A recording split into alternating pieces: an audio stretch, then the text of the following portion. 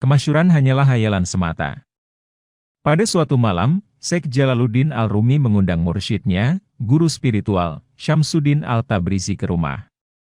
Sang mursyid menerima undangan itu dan datang ke kediaman Al-Rumi. Setelah semua hidangan makan malam siap, gurunya meminta sesuatu kepada Al-Rumi, "Bisakah kau menyediakan minuman untukku?" Yang dimaksud oleh sang mursyid adalah khamar, arak. Al-Rumi kaget mendengarnya, "Memangnya Anda juga minum?" Jawab gurunya, "Iya." Al-Rumi masih terkejut, "Maaf, saya tidak mengetahui hal ini." Sang guru berkata, "Sekarang kau sudah tahu, maka sediakanlah." "Malam-malam seperti ini, dari mana aku bisa mendapatkan arak?" kata Al-Rumi. Syekh Syams berkata, "Perintahkan salah satu pembantumu untuk membelinya." Al-Rumi berkata, "Kehormatanku di hadapan para pembantuku akan hilang." Mursyidnya berkata, "Kau sendiri yang pergi keluar untuk membeli minuman." Al-Rumi mengelak lagi, "Seluruh kota mengenalku. Bagaimana bisa aku keluar membeli minuman? Jika kau memang muridku, kau harus menyediakan apa yang aku inginkan. Tanpa minum, malam ini aku tidak akan makan, tidak akan berbincang, dan tidak bisa tidur," kata gurunya.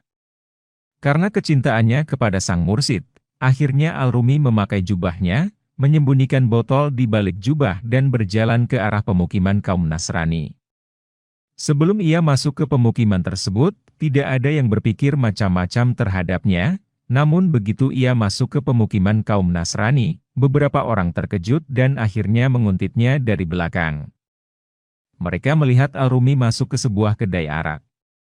Ia terlihat mengisi botol minuman kemudian ia sembunyikan lagi di balik jubah lalu keluar.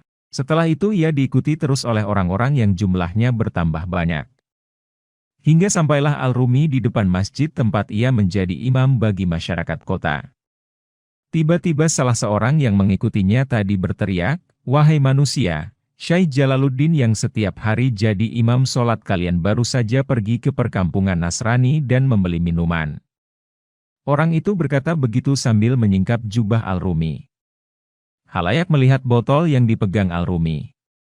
Orang yang mengaku ahli zuhud dan kalian menjadi pengikutnya ini, membeli arak dan akan dibawa pulang. Orang itu menambahi siarannya. Orang-orang bergantian meludahi muka Al-Rumi dan memukulinya hingga serban yang ada di kepalanya lengser ke leher. Melihat Al-Rumi yang hanya diam saja tanpa melakukan pembelaan, orang-orang semakin yakin bahwa selama ini mereka ditipu oleh kebohongan Al-Rumi tentang zuhud dan takwa yang diajarkannya. Mereka tidak kasihan lagi untuk terus menghajar Al-Rumi hingga ada juga yang berniat membunuhnya. Tiba-tiba terdengar suara Syamsuddin Al-Tabrizi, "Wahai orang-orang tak tahu malu. Kalian telah menuduh seorang alim dan faqih dengan tuduhan meminum khamr. Ketahuilah bahwa yang ada di botol itu adalah cuka untuk bahan masakan." Seseorang dari mereka masih mengelak, "Ini bukan cuka, ini arak." Syekh Syamsuddin kemudian mengambil botol dan membuka tutupnya. Dia meneteskan isi botol di tangan orang-orang agar menciumnya. Mereka terkejut karena yang ada di botol itu memang cuka. Mereka memukuli kepala mereka sendiri dan bersimpuh di kaki Al-Rumi. Mereka berdesakan untuk meminta maaf dan menciumi tangan Al-Rumi hingga pelan-pelan mereka pergi satu demi satu. Al-Rumi berkata pada gurunya, "Malam ini kau membuatku terjerumus dalam masalah besar sampai aku harus menodai kehormatan dan nama baikku sendiri. Apa maksud dari semua ini?" Syekh Syam menjawab, "Agar kau mengerti bahwa wibawa yang kau banggakan ini hanya hayalan semata.